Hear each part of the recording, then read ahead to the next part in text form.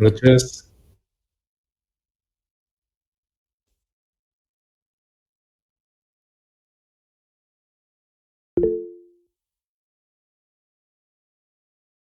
Bien, vamos a dar inicio a la sesión del día de hoy. Creo que con esta sección nos quedamos en esta parte de los gobiernos locales. Hoy voy a auxiliarme con Wilson Rolando para ver si tiene audio y pueda apoyarme con la lectura. Por favor, Wilson. Sí, licenciado, está bien. Muchas gracias, Wilson. Tiene usted la palabra. El gobierno locales. Este subsector comprende unidades institucionales cuya potestad fiscal, legislativa y ejecutiva se extiende a las zonas geográficas de menor dimensiones establecidas a efectos administrativos y políticos. El ámbito de su autoridad es generalmente mucho menor que el de gobierno central o que el de los estatales y puede tener o no potestad fiscal sobre las unidades institucionales residentes en sus zonas. Gracias, Wilson. A ver, ¿qué hay detrás o qué nos está diciendo esta diapositiva? El Manual de las Cuentas Nacionales, que lógicamente es una cuantificación de la realidad de todas las transacciones económicas que realizan los agentes económicos de un país, trasladó al manual la estructura política y administrativa del Estado. Por lo tanto, hay necesidad de llevar cuenta y razón de todas las transacciones económicas que realiza el gobierno en general, que ya vimos clasificado en gobierno central, y en este caso estamos analizando los gobiernos locales, y les da la característica que lógicamente esa división político-administrativa tiene en el ordenamiento jurídico del país. Por lo tanto, hoy espero que trasladarles que efectivamente lo que presentamos en las cuentas es una fotografía real, de acuerdo a la información estimada que pueda hacerse de un país. En la medida que este país logre levantar información de primera mano mediante los censos, encuestas, etcétera, que ya conocemos, en esa medida la fotografía va a ser más exacta. ¿Ok? Entonces, la fotografía que vamos a tener mediante la cuantificación de la producción real de bienes y servicios de un país, y en este caso, las cuentas que debería llevar el gobierno y cómo registrar y qué registrar en esas cuentas, que es lo que estamos viendo, como les dije, teóricamente, porque lamentablemente el gobierno, el sector público guatemalteco, no realiza estos registros de conformidad con el manual de las cuentas nacionales. Llevan una contabilidad ellos que se llama contabilidad gubernamental, parecida a la contabilidad privada, con las diferencias correspondientes, que allá hay un principio de lucro, aquí no hay principio, no hay excedente de explotación, allá en el otro lado sí, allá en el mercado, ¿ok? Entonces, eso nos está diciendo que también es objeto de medir esas transacciones económicas en aquellas jurisdicciones municipales, en aquellas áreas geográficas, lógicamente mucho menores que un gobierno general, ¿sí? Implícitamente eso es lo que estamos revisando acá. Digamos, por favor, Wilson. Suelen presentar una fuerte dependencia de las ayudas o transferencias procedentes de niveles superiores del gobierno, y asimismo pueden actuar hasta cierto punto como agentes de los gobiernos central o estatal, lo que no les impide ser considerados como unidades institucionales separadas, siempre que tengan capacidad para recaudar y gastar algunos fondos por iniciativa propia y bajo su propia responsabilidad. Gracias, Rolando. Veamos. Empezamos por lo último. Hay un requisito. Ese requisito es que tengan capacidad para recaudar y gastar fondos, ya sea por iniciativa propia o bajo su propia responsabilidad. ¿A dónde nos lleva esto? Nos lleva a confirmar que hay un desarrollo geográfico desigual de todos los municipios que conforman este país y que por lo tanto, por el lado de la medición o la distribución de la riqueza que se genera, tuvimos o tenemos indicadores de ese nivel de desigualdad. Pues, hay municipios con una población por arriba del 90% que están catalogados como pobres o de extrema pobreza. ¿Ok?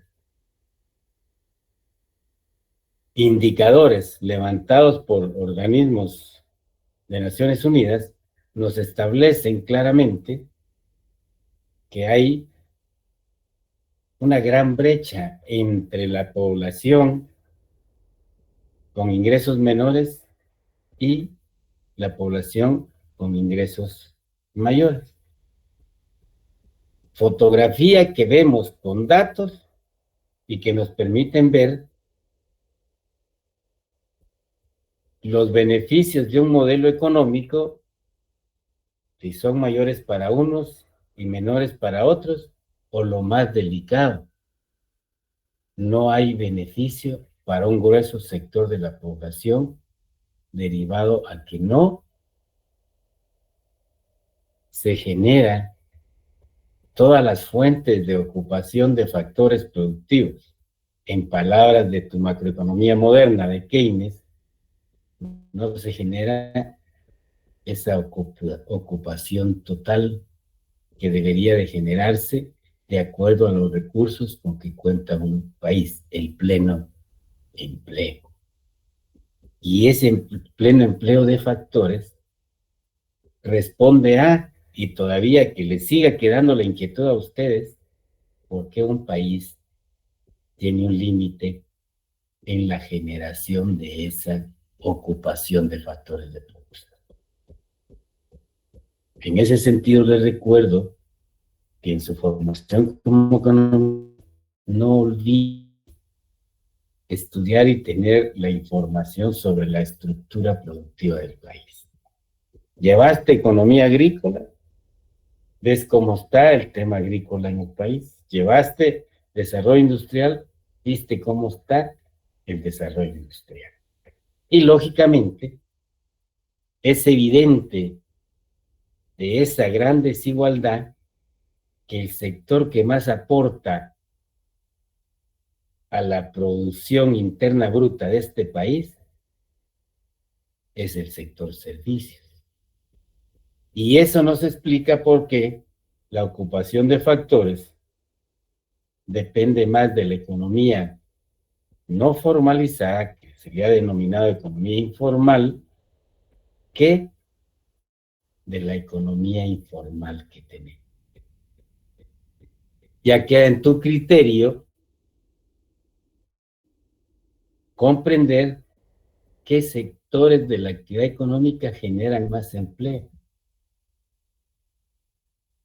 y qué sectores de esa actividad económica, ojo, reciben más beneficios, incentivos, ya, privilegios.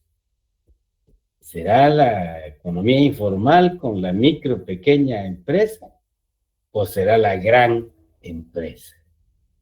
¿Ok? Aspectos que debemos de conocer y te repito, esa realidad la toma el Manual de Cuentas Nacional. Entonces es un manual que lógicamente está elaborado del estudio de cómo funciona el sistema económico de un país. Y lógicamente, atrás de ese funcionamiento del sistema económico, qué incidencias hay y qué poderes hay en el ámbito político. Eso es bastante claro Y eso se repite a nivel general, y cuando vamos y lo vemos a nivel municipal, pues también ahí lo tenés. ¿Ok? Por favor, me interrumpen si hay algo y me gustaría que lo hicieran aunque repito, esto es conocimiento general porque no podemos tener datos, ahí lo vamos a ver más adelante. Sigamos, Wilson, porfa. En lo que refiere a la producción de bienes y servicios por las unidades de los gobiernos locales, como los teatros, museos, piscinas, etcétera, municipales, que ofrecen bienes y servicios de mercado, deben tratarse como cuasi sociedades siempre que proceda. ¿Ok? Al igual que en el gobierno estatal o en el gobierno central, si es que tiene empresas públicas, también se da ese fenómeno en los municipios, que tienen este tipo de servicios que son considerados servicios de mercado, y como consecuencia se compilan en las cuentas o se clasifican en las cuentas nacionales como cuasi sociedades, ¿ok? Sigamos, por favor, Wilson. Las unidades que presten servicios no de mercado, como los de salud o los de enseñanza, forman parte integrante de la unidad gubernamental local a la que pertenecen. Igualmente que el gobierno central, los gobiernos locales producen bienes y servicios de los mercados, que es la generalidad, y eso nos permite confirmar que efectivamente el devenir histórico de la formación de lo que hoy conocemos como Estado le ha ido asignando más funciones, no porque se quieran asignar, sino bajo el principio liberal clásico que nos dejó Adam Smith al indicar que, por supuesto, el gobierno debe realizar todo aquello, muy general, ¿no es cierto?, que no es de interés del mercado. ¿Ok?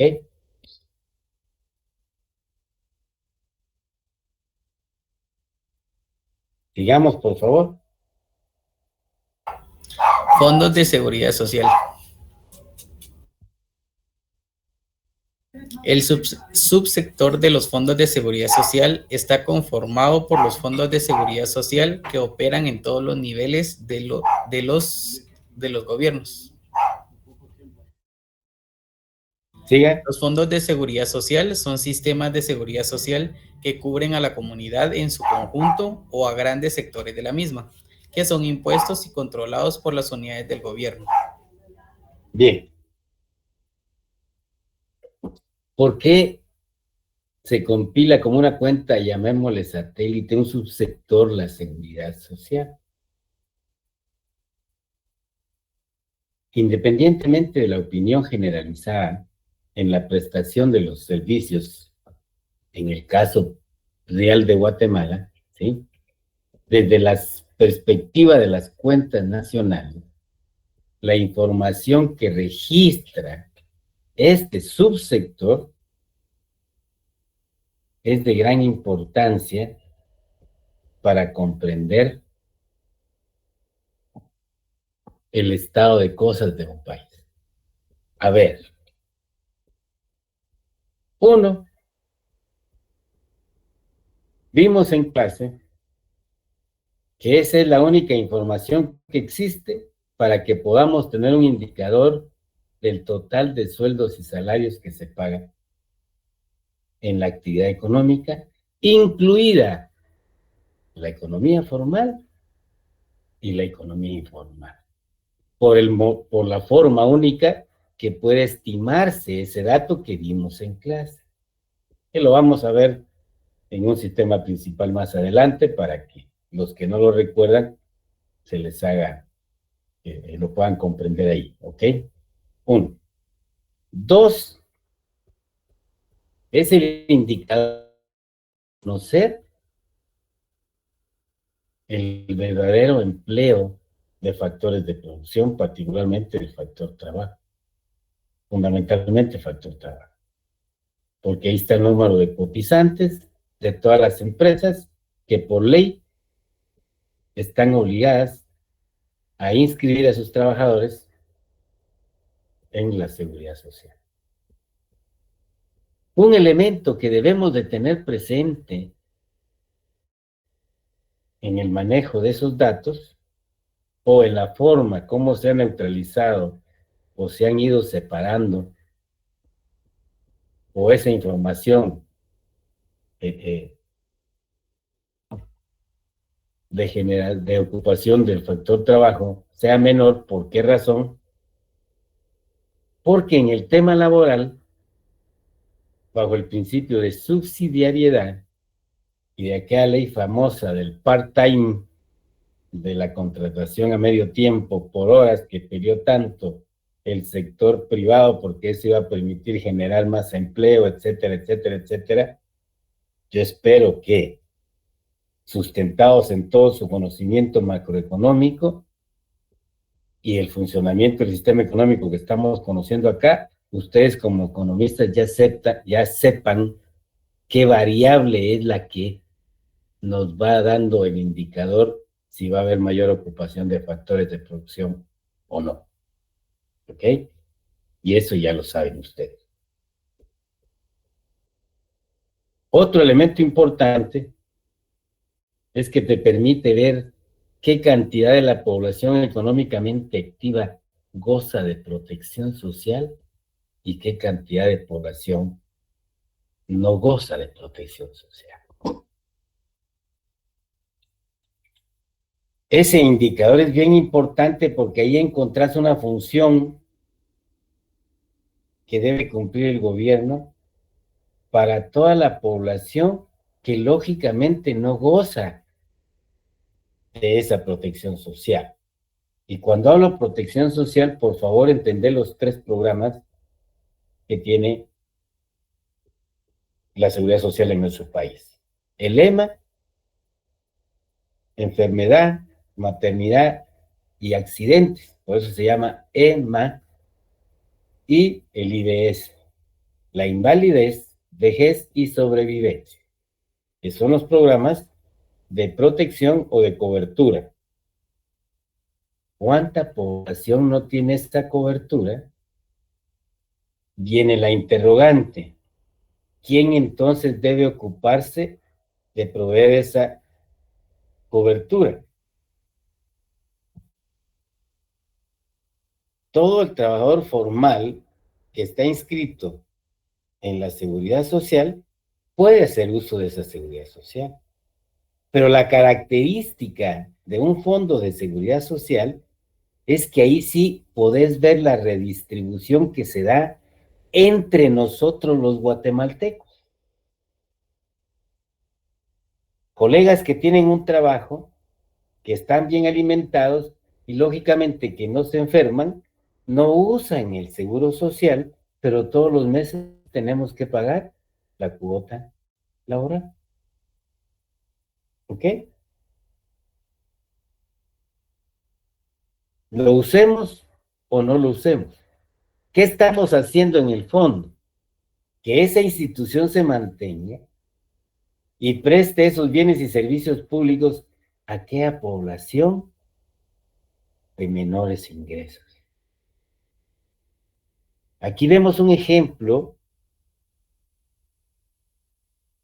de subsidio entre todos los guatemaltecos.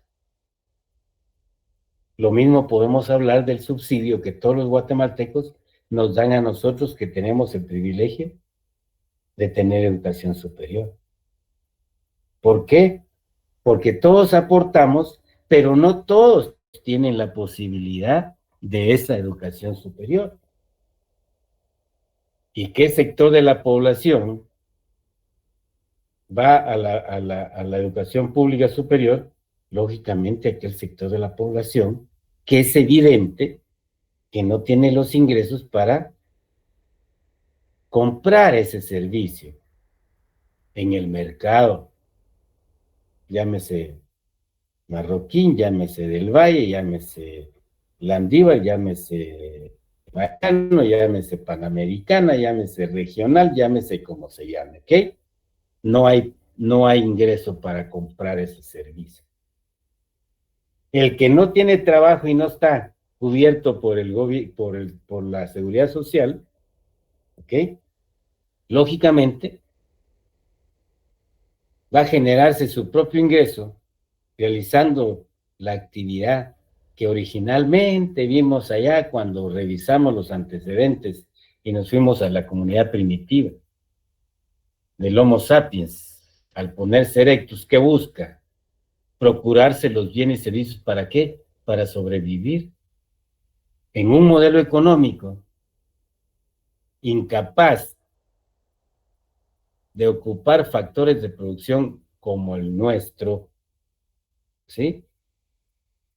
Obliga al resto y la mayoría de la población a procurarse sus bienes. Lógicamente, en el siglo XXI, ya muy lejos de lo que fue la comunidad primitiva, ¿no es cierto? ¿Para qué? Para sobrevivir.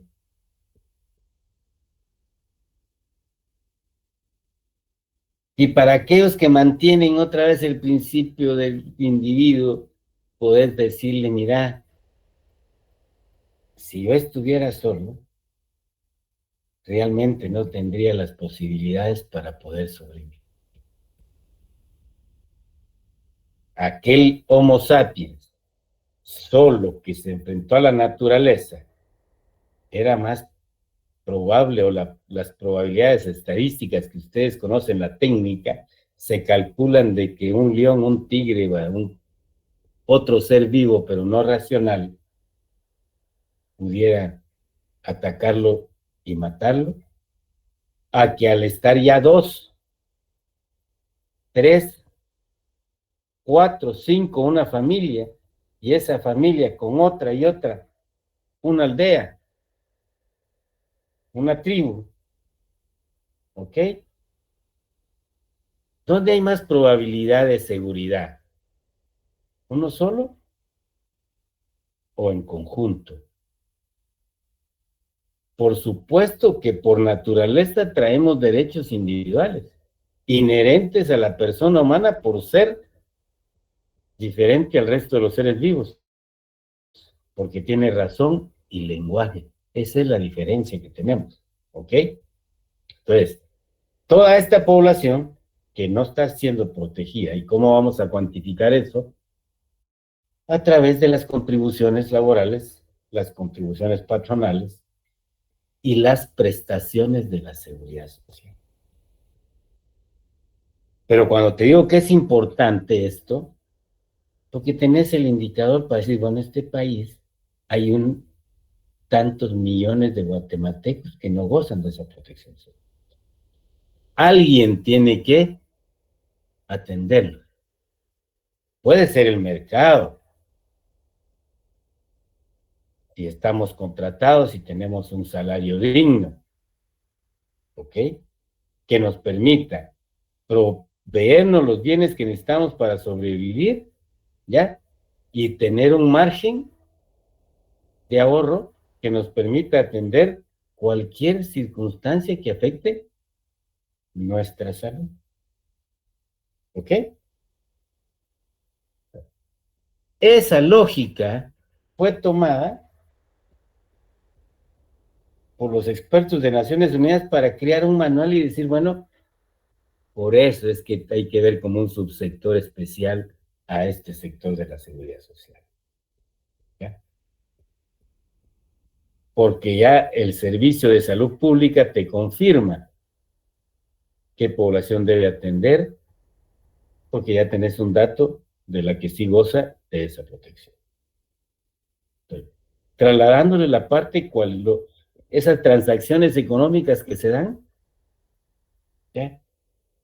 En el momento que te contratan, lógicamente va a haber un ingreso que con ese ingreso vas a proveer tus bienes y servicios y adicionalmente ese es un pago de protección laboral que en un momento determinado, por un accidente de trabajo, por enfermedad común, bueno, puedes hacer uso de esa protección. Estás protegido. Es esa la transacción económica que lógicamente se registra como una cuenta de producción que vamos a ver más adelante del gobierno para poder medir, cuantificar y llevar cuenta y razón de todas esas transacciones económicas que da el gobierno. Sigamos, por favor, Wilson. Se incluyen en este subsector también a las entidades que prestan servicios de no mercado, perdón, servicios no de mercado, como los hospitales, cuyo financiamiento proviene de las unidades institucionales que administran los fondos de la seguridad social. Ahí está claro, la platiqué del seguro social. ¿Ok? Sigamos, Wilson. Gobierno en el sistema de las cuentas nacionales. Ok, aquí te voy a dar, gracias, Wilson, te voy a dar una síntesis gráfica de lo que anteriormente o de lo que conciben las cuentas nacionales, cómo debería hacerse el registro de la cuenta y razón de la economía pública o del gobierno general, clasificado como ya lo vimos. ¿Ok? Nos dice el manual que tenemos un sector y un subsector, que está conformado por gobierno general, en donde hay un gobierno subsector central, hay un gobierno local y hay un seguro social. Estos actores, estos agentes económicos, el agente económico, gobierno, ¿ok? Incluyen a las entidades autónomas, semiautónomas, para que no quede la inquietud, ¿ok? ¿Por qué se dan esos subsectores? Ya vimos efectivamente que los gobiernos en el sistema capitalista, la mayor cantidad de bienes y servicios que produce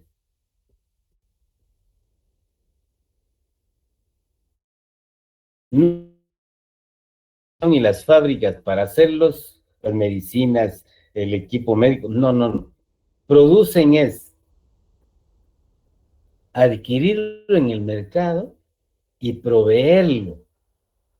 La diferencia está en quién provee ese servicio, aunque se produzca en el mercado. Y aquí viene algo muy importante, muy importante de sustento teórico. La teoría liberal o neoliberal te dice la no injerencia del gobierno en la actividad económica. Como dije anteriormente, en clases anteriores, en el devenir histórico, porque habían niveles de desarrollo relativo menores en los países, y conforme se dan los impactos, que es bien importante que no olvides esto, es decir, cualquier cambio tecnológico, que nosotros le llamamos revolución industrial 1, o la primera, la segunda, la tercera, la cuarta, desde la primera tiene efectos en toda la actividad económica, política y social. Te modifica las relaciones sociales de producción. ¿Cómo son ahora, por ejemplo, las relaciones sociales de producción de todos aquellos que hacen uso del teletrabajo? ¿Qué tipo de relaciones de producción hay? Sigue manteniéndose con lo que conocimos en la teoría efectiva.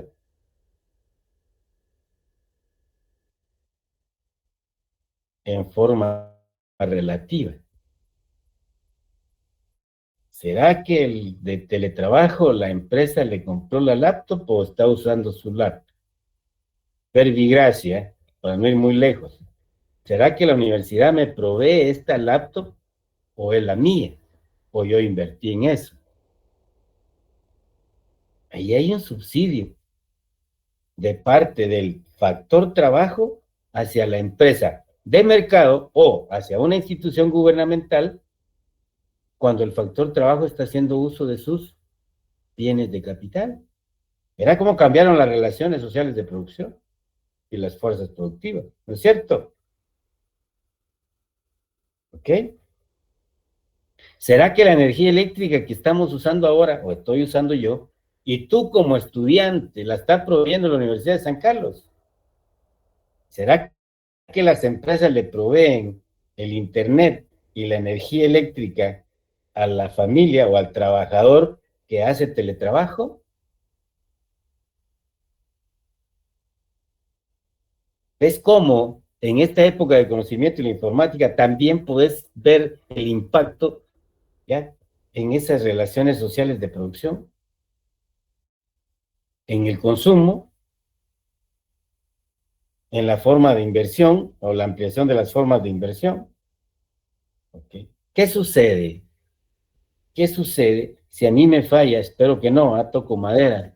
Este equipo ahora, ¿será que tengo otro equipo alterno para prestar el servicio?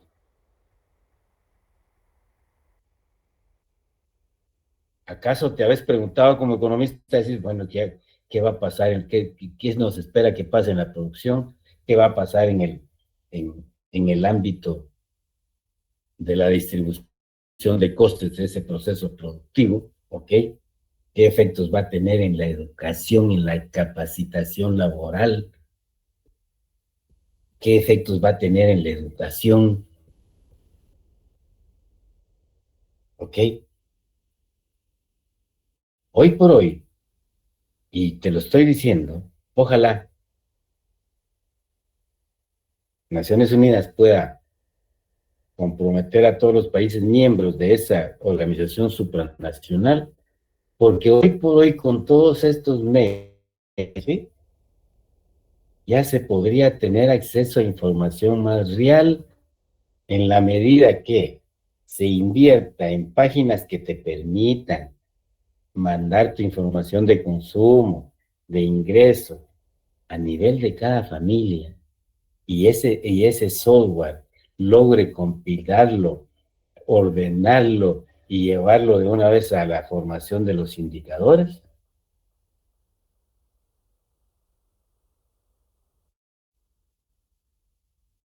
¿Qué efecto va a tener ya, o qué razón tiene ya que ustedes me estén viendo a mí, cuando realmente puede ser una plataforma virtual que te esté dando el conocimiento?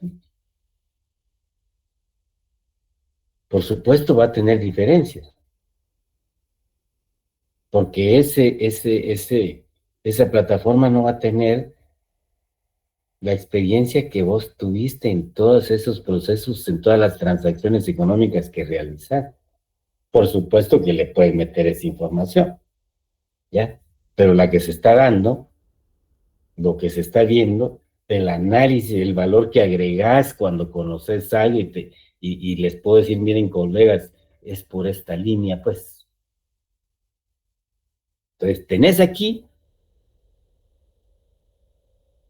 del manual, que trasladó lo que la Constitución establece de la distribución administrativa política de un país, que sustentarse en eso para clasificar la parte institucional. ¿Qué funciones vas a desarrollar fundamentalmente?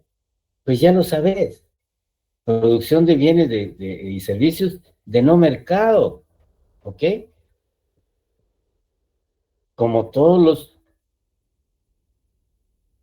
derechos humanos plasmados y que deben ser atendidos. Te voy a explicar después por qué, ¿ya? Que lógicamente se dan gratuitamente o a un precio muy por debajo del precio del mercado. ¿Por qué? Porque son productos de no mercado. Pero también hay resabios del modelo anterior en que no era interés del mercado determinadas servicios como telecomunicaciones, etcétera, etcétera, etcétera, que los gobiernos las tienen como empresas públicas. ¿Ya? Ejemplos claros, tenés Guatemala con la empresa pública de generación de energía, el INDE. A ese no quisieron entrarlo, no quisieron comprarlo, por alguna razón ha de ser. Y la explicación, solo mira cómo está el cambio climático. Y es el 40 y pico% de la oferta de energía de este país la da el INDE a través de Chixoy.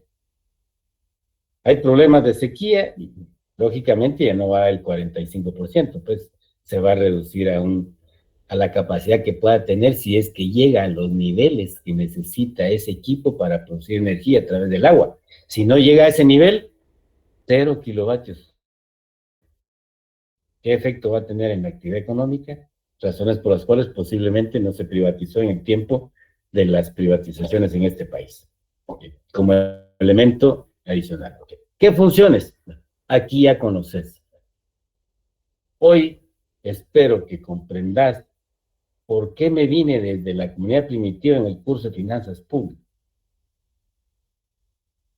Para que vieras en el tiempo cómo se le fueron asignando más y más funciones al gobierno por todos los impactos que hablamos allá en el siglo XIX por la agricultura, luego con la primera revolución industrial, qué funciones adicionales tenía que cumplir con la segunda revolución industrial, el crecimiento de la población, los niveles de desarrollo relativo alcanzados por los países, ¿sí? ¿Quién va a velar porque existe el dinero que debe existir para poder financiar todas las transacciones económicas en una economía?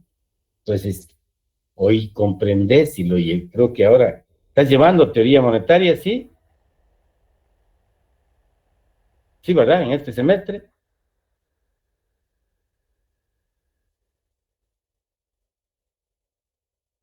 Gracias, Catherine. ¿Ok? Sí están llevando.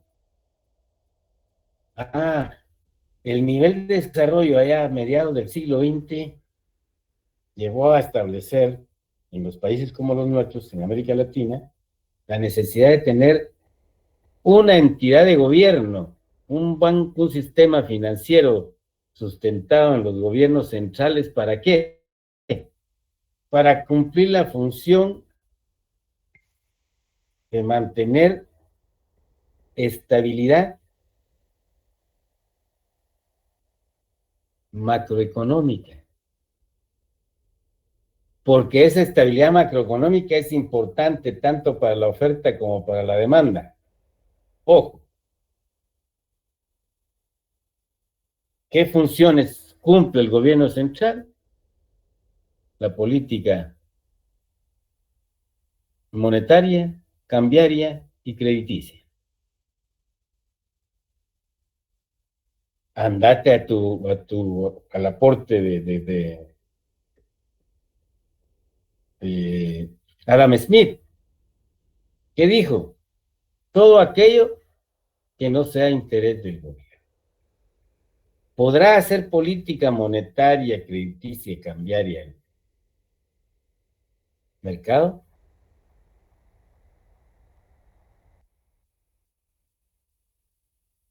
Como muestra, basta un botón a la camisa. La dolarización. Lógicamente, El Salvador, al dolarizarse, pues su Banco Central ya no necesita hacer política monetaria, cambiaria y crediticia. ¿Quién la hace en lugar del Banco Central de El Salvador? Pregunto. ¿Alguien tiene alguna idea?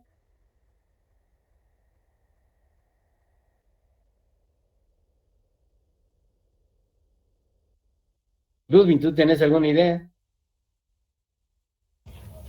Honestamente, no, Lick, desconozco. Es bueno, es importante. ¿Alguien conoce de veras, colegas? A ver, Luis Sebastián. Realmente no, licenciado. Lo único que me enteré de lo último fue que el presidente fue el que estaba viendo todo esto de las criptomonedas. Entonces, no sé, tal vez él es el que está más implicado en eso. Ok, mira pues.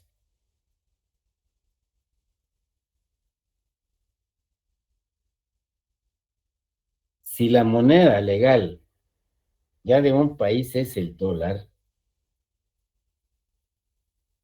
lógicamente, ya no tenés moneda nacional, ya no vas a poder emitir moneda salvadoreña, el peso o el colón, ¿ok? Lo que necesitas son dólares, pero podés emitir dólares, o sea, ¿El Salvador puede emitir dólares? No, es una moneda de curso legal en El Salvador. ¿Quién puede emitir dólares, colegas? ¿Quién puede producir dólares? Estados Unidos, considero. Gracias, Mirna. Por supuesto. ¿Quién en Estados Unidos? La Reserva Federal. Entonces, la política monetaria, cambiaria y crediticia, lógicamente, de ese país, viene determinada por quien tiene el privilegio de emitir esa moneda. Pero sigue siendo la Reserva Federal, no son los bancos privados. Ojo, ¿qué te está diciendo eso? Que en línea con lo que dijo don Adam Smith, todo aquello que no sea de interés del mercado, pues bueno, alguien tiene que poner orden en ese mercado de capitales, ¿no es cierto? ¿Acaso no conlleva un costo esa política monetaria, cambiaria y crediticia del país? Por supuesto que conlleva un costo mantener la estabilidad macroeconómica. Repito, ¿para qué? Mira en dónde está sustentado.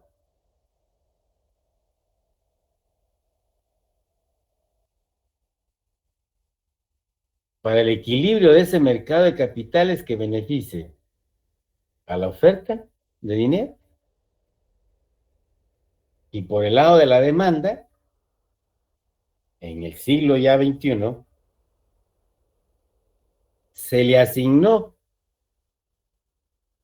la estabilidad de precios, la función de estabilidad de precios, aparte de, y por esa línea la necesidad de mantener la estabilidad macroeconómica es, lógicamente, buscar esa estabilidad, también esa estabilidad de precios. Pero sucede en la realidad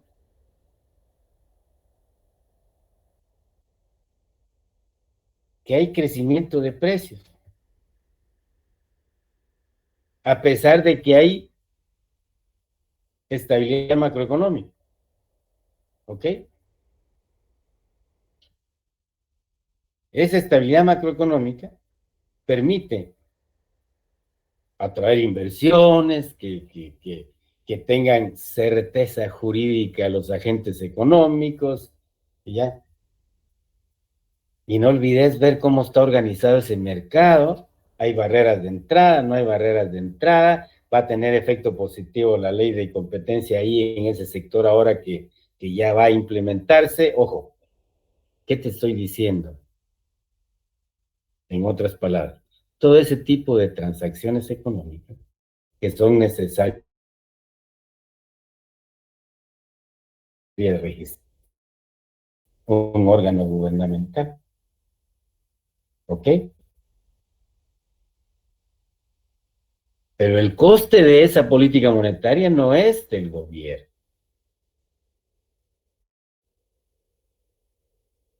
Ese coste la pagamos todo el pueblo. La estabilidad macroeconómica no es de la banca central. Él es el responsable de recibir la llamada de teléfono de los bancos. Mira, hay mucha liquidez porque no hay demanda de créditos. Y tranquilamente no haces nada, ya va al banco y recoge esa liquidez bancaria y te da un premio que se llama tasa de interés por no hacer nada. Pero, ojo, estabilidad de precios. La estabilidad macroeconómica se ve en riesgo si no se retira eso. ¿Ok? Chicago Boys, ya, los monetaristas, y que lo trasladaron a este bendito país en sus decisiones como el resto del país. ¿Que es importante que un ente regule la cantidad de dinero en la economía? Por supuesto que sí. Y ese costo, lógicamente, al igual que el coste de la seguridad social, que tenemos algunos que no usamos esa seguridad social, ¿sí? Pero la está usando, ese principio de solidaridad, ¿para qué? para que mantengas un bien tutelado, un bien común tutelado, ¿sí? La vida, que es el famoso bien común tutelado. Para estar vivos necesitamos seguridad económica, seguridad civil, defensa, justicia,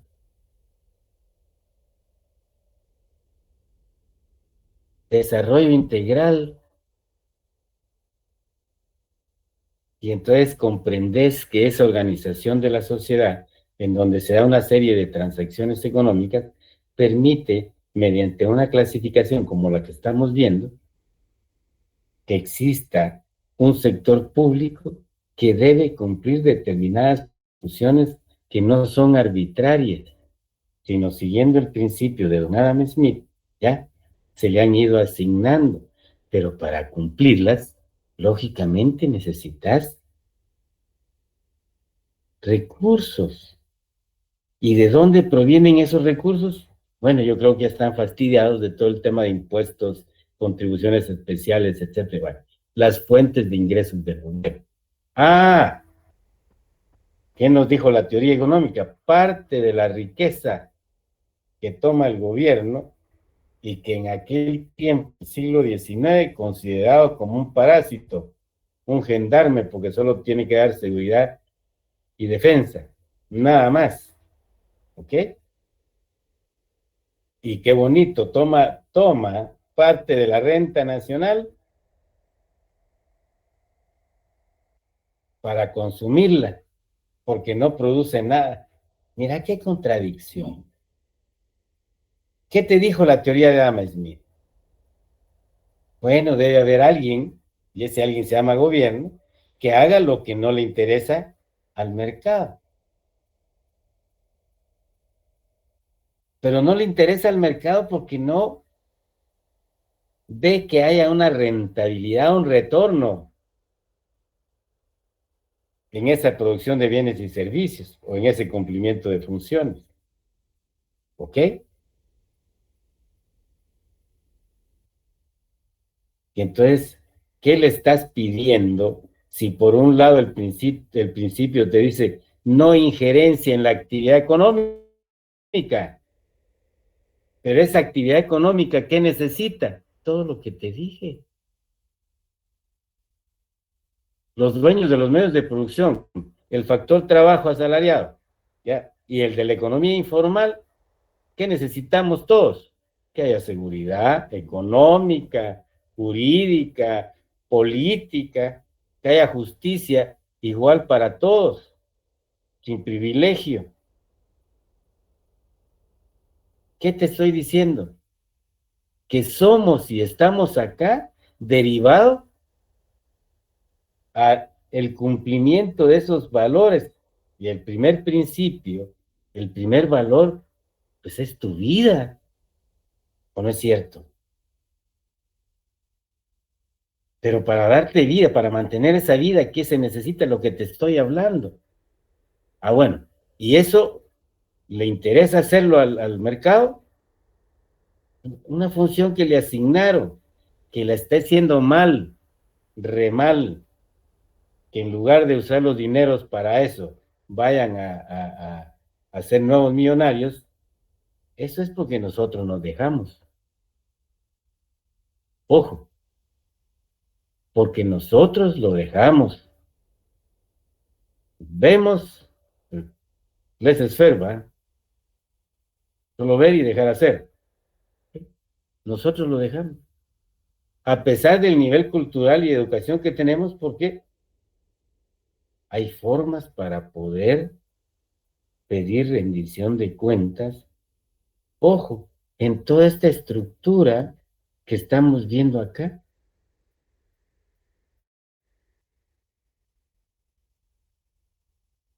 ¿Acaso no los países con mayor educación y cultura tienen sus redes de protección al consumidor? que no necesitamos ir a manifestar, simplemente ahora con todo ese efecto de la cuarta revolución industrial en todos los ámbitos de la vida, ya podemos encadenarnos y miren, mucha mañana no compremos pan, pues, porque subió el pan, y resulta que todas las tiendas se quedaron con pan y le dijeron a la panadería, mira, mano, me diste a consignación, aquí te devuelvo el pan que me diste porque no lo vendí. Ah, ¿qué mensaje estamos mandando? ¿Te estoy mandando a manifestar? No.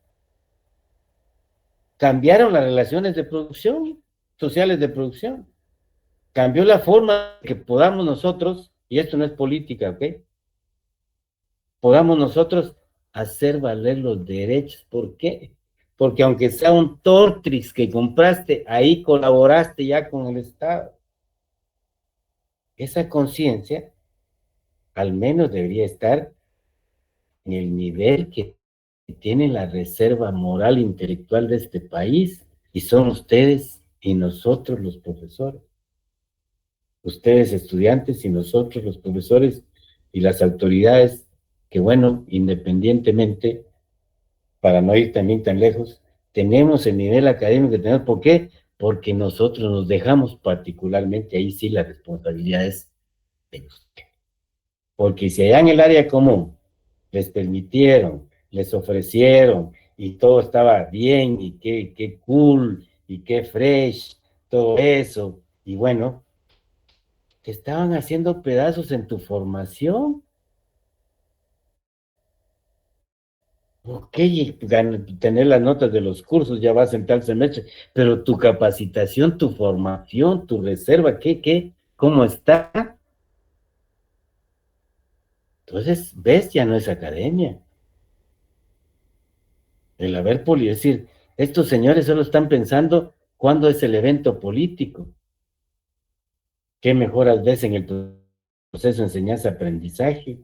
Hay programas de capacitación pedagógica, didáctica, para que un profesor sepa cómo trasladarte la información. ¿Ah? Hoy, lógicamente, ya tenés acceso a la biblioteca personal que cargas ahí en tu San Google, la inteligencia artificial. Ya esos recursos que ya están digitalizados y que si no tenés, pues lo que tendría que haber para el estudiante es, ok, una biblioteca llena de computadoras para que puedas tú trabajar ahí, porque por la situación económica no tenés internet o poco internet, pues ahí han invertido en internet.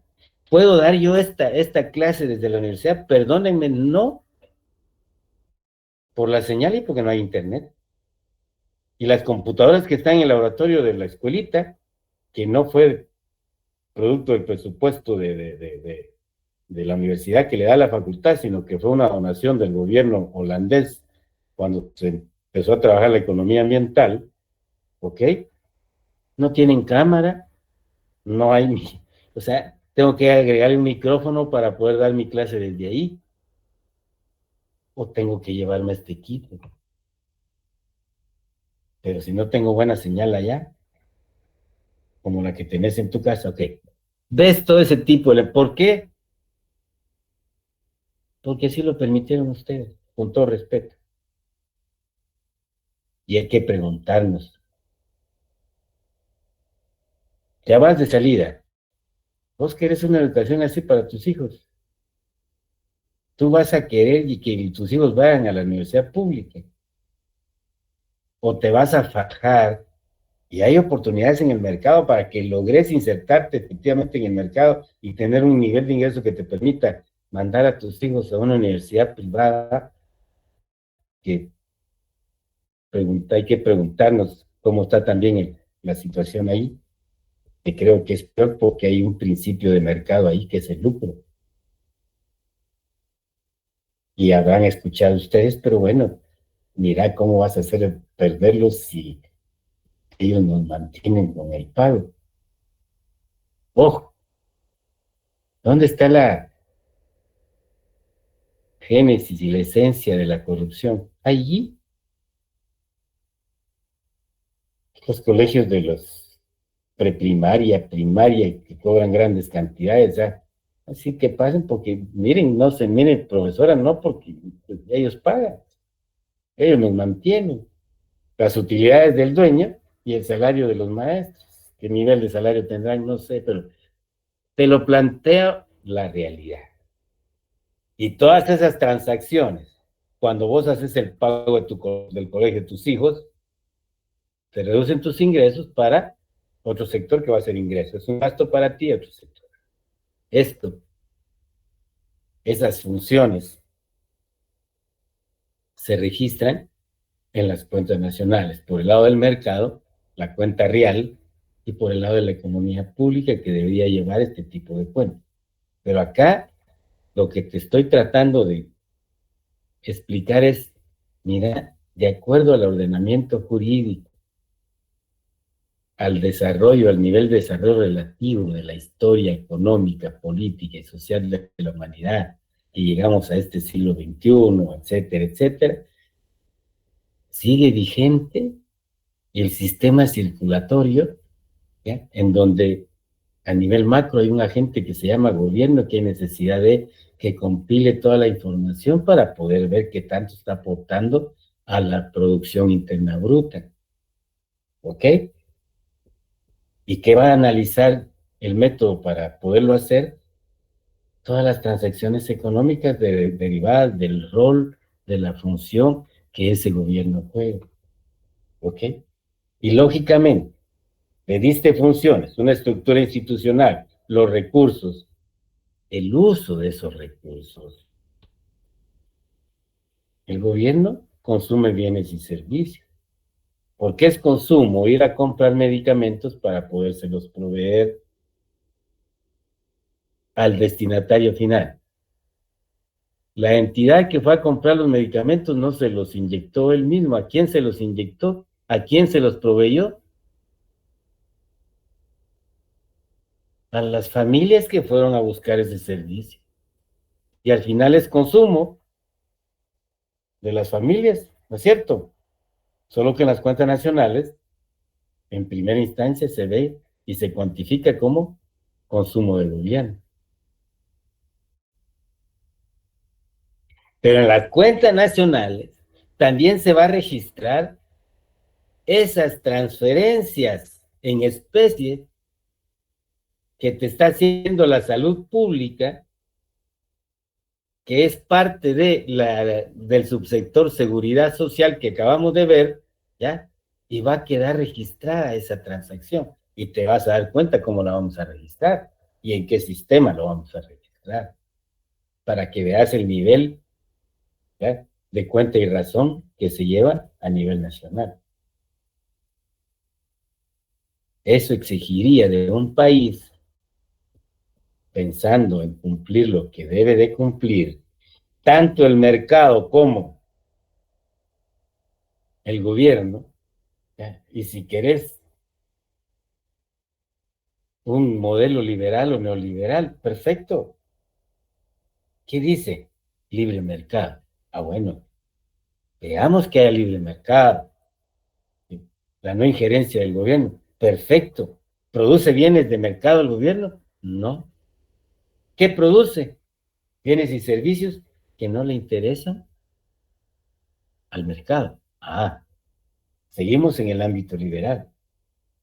Pero resulta que ese mercado no hace efectivo el principio de su teoría, de su sustento teórico.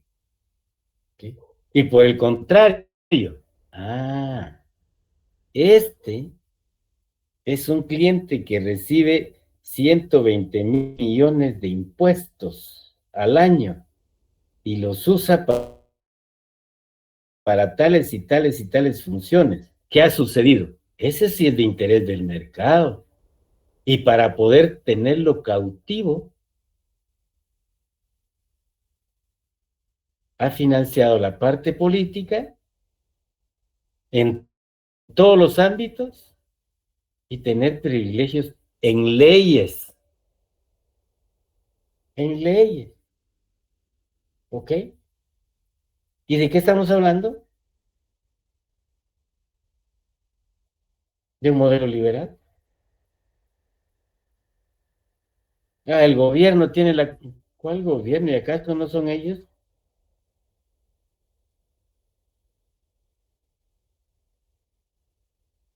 Que las personas que están dando la cara, lógicamente, solo van a recibir órdenes. Punto. Punto. Y aquel que no, que quiera hacer cumplir que efectivamente el modelo liberal permite no la injerencia, pero como no hay libre mercado, debe haber una regulación fuerte que garantice ese libre mercado.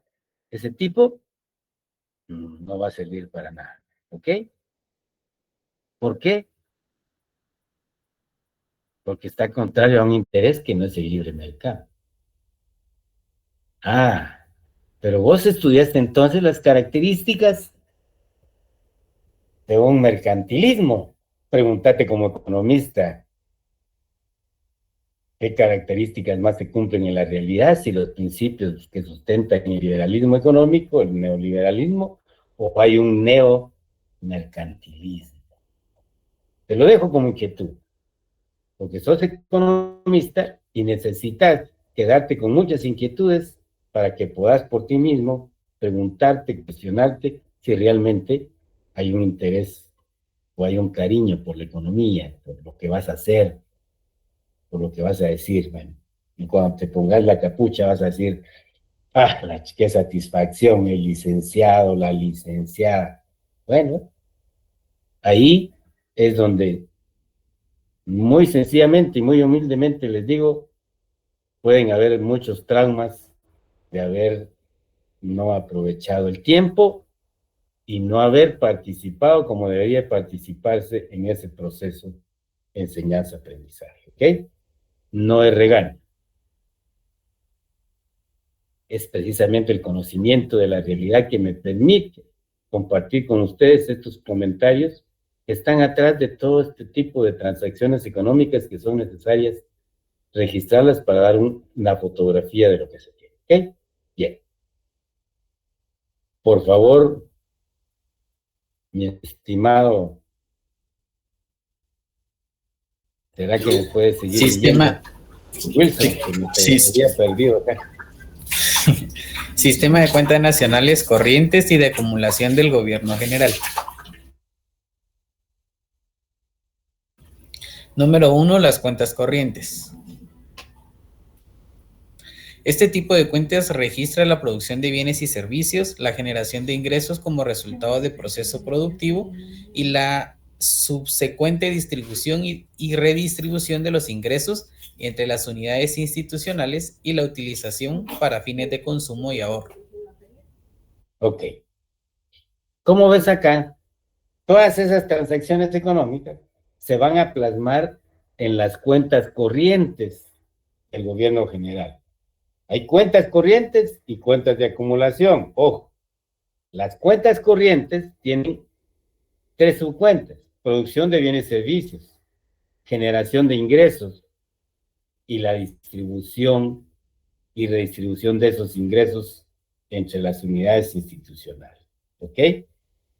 ¿Utilizadas para qué? Para lo que ya vimos, para cumplir con las funciones, el desarrollo relativo económico, social y político le ha asignado a un representante de este Estado que llamamos gobierno general. ¿Ok?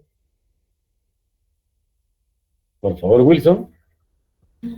Número 1.1. La cuenta de producción. Describe la producción de bienes o servicios de cada sector o subsector institucional y su correspondiente consumo intermedio. ¿Ves? ¿Qué fue lo que vimos ya?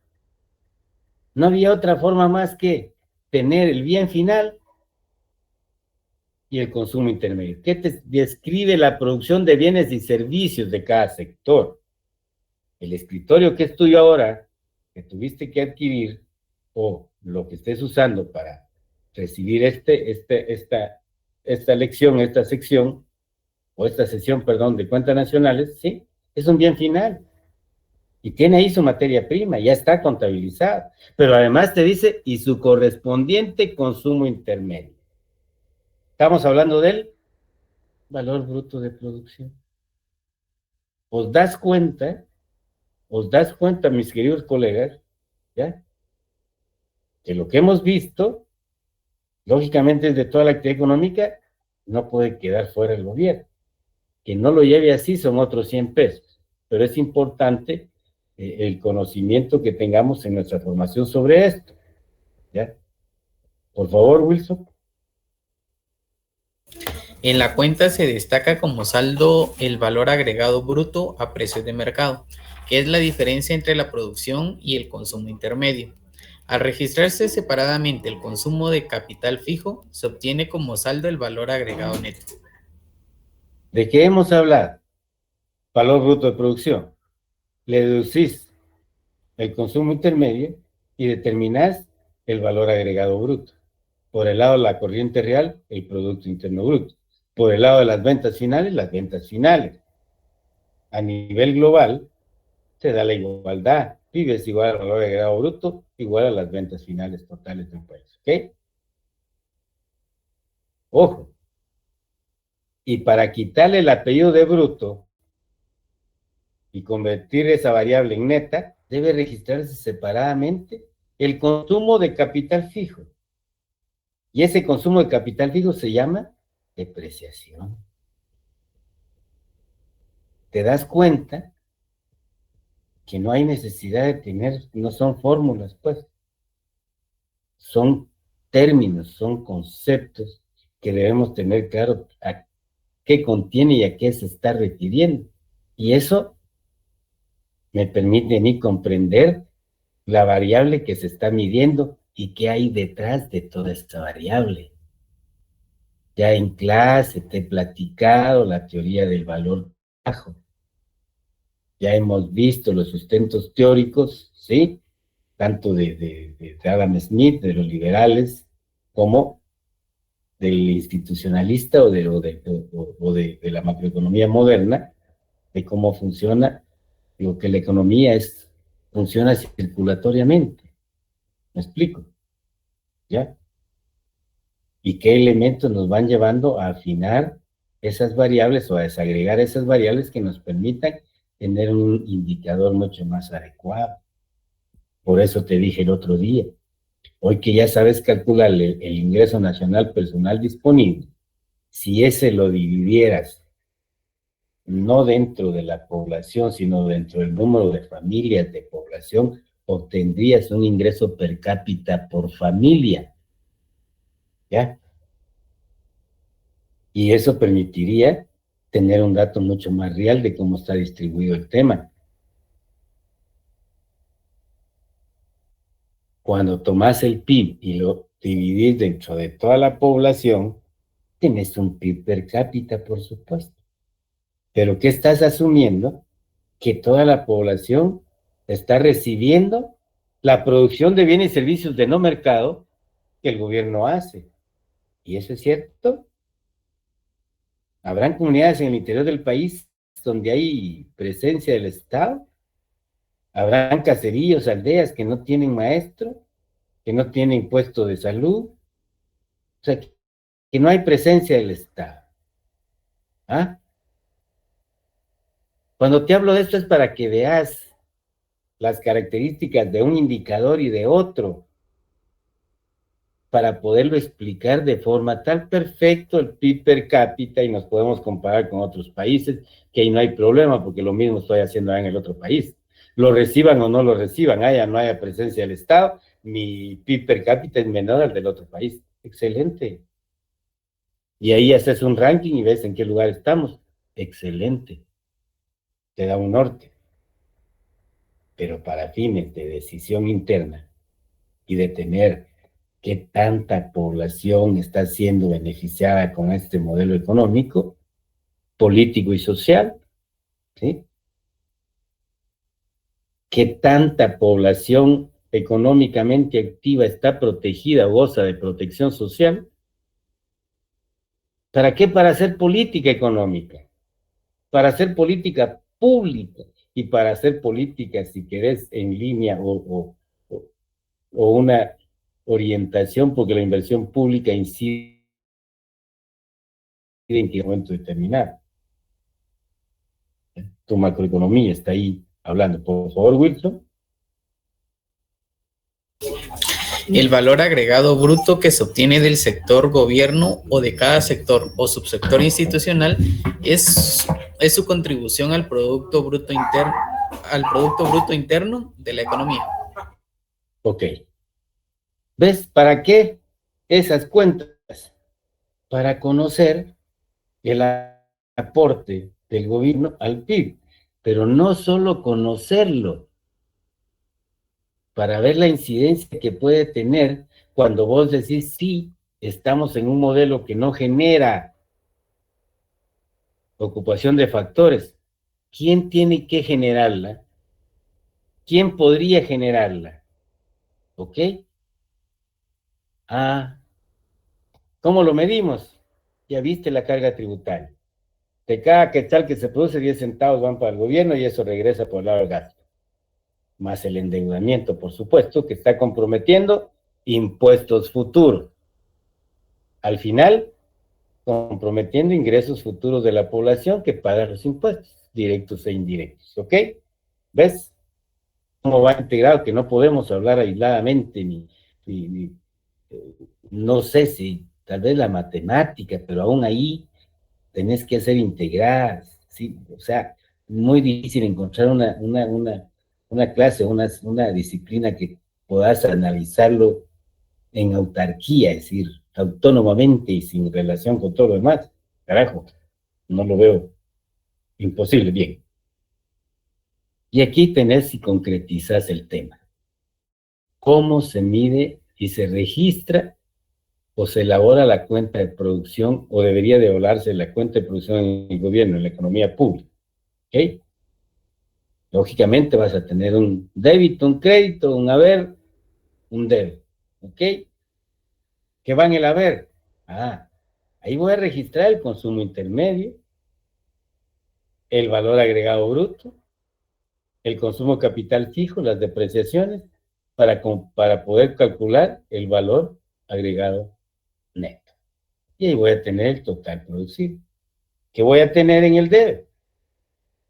Ojo, valor bruto de producción, la producción de mercado, la producción para uso interno, digamos, autoproducción, para uso propio, y la producción de no mercado. Y ahí vas a cuadrar la cuenta de producción para el gobierno dentro de las cuentas nacionales. ¿Ok? Pues ven que a nivel de la academia nos quedamos con brazos cruzados porque no tenemos información para hacer un ejercicio, para que veas cómo se llegó a eso. Ok, puedo jalarme el consumo intermedio de allá de aquellos datos, pero es de la economía general, no del gobierno. Puedo jalarme el valor bruto, el valor agregado bruto, pero es de la economía general, no del gobierno. Tengo que calculárselo al gobierno. ¿Ok? Entonces, ¿comprendiste el mensaje? No es otra cosa más que aplicar la metodología de la medición de la actividad económica general a un agente económico. ¿Ya? Y en el sistema principal, Producto Ingreso, vas a ver cuál es el rol que juega ahí el sector gobierno, que no va a ser precisamente con este tipo de registro, sino otro tipo de registro. ¿Ok? Por favor, Wilson. Valor bruto de producción. A precios básicos del gobierno generado por cada una de las entidades pertenecientes a la administración pública. Se determina por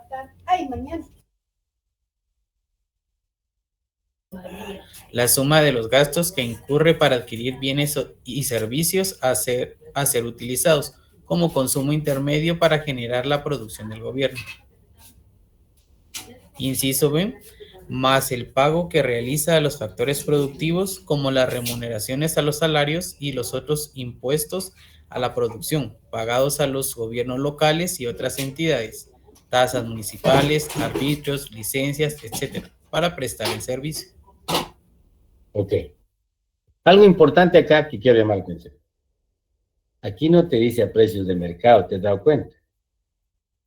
A precios que los adquiere el gobierno. Y ante la circunstancia actual, el gobierno adquiere bienes y servicios por arriba del precio de mercado, por la triste y llamada corrupción, porque convirtieron al gobierno o el presupuesto del gobierno en un botín económico y político, ¿ya? Pero eso lo hablamos allá en finanzas, ¿sí? Sigamos pues, don Wilson. Una de las características del sector gobierno es el de tener una producción no de mercado que constituye su producción principal y a la vez puede generar una producción de mercado como producción secundaria, que pueden producir algunas unidades ejecutoras pertenecientes a determinados pliegos de las entidades de la administración pública. Ok. Hace énfasis el manual, para que no se te olvide, produce generalmente bienes de no mercado. Algunos gobiernos todavía producen bienes para el mercado. ¿Terminamos con esta, Wilson? Este tipo de producción que el Sistema de Cuentas Nacionales describe y considera como producción no de mercado son aquellos bienes y servicios colectivos o individuales producidos por el gobierno o por las instituciones sin fines de lucro y que son suministrados a otras unidades institucionales o a la comunidad en su conjunto en forma gratuita o a precios que no son económicamente significativos. Nuevamente te ratifica la no injerencia, porque no es un competidor más en el mercado. Por el contrario, es parte de la demanda agregada, ¿no es cierto? Es un consumidor más. Terminemos pues, Wilson. La producción del gobierno general comprende en su mayor parte el valor de los bienes y servicios no de mercado que presta y consume en nombre de la colectividad en su conjunto y que pueden suministrarse gratuitamente o a precios simbólicos o que no son significativamente económicos.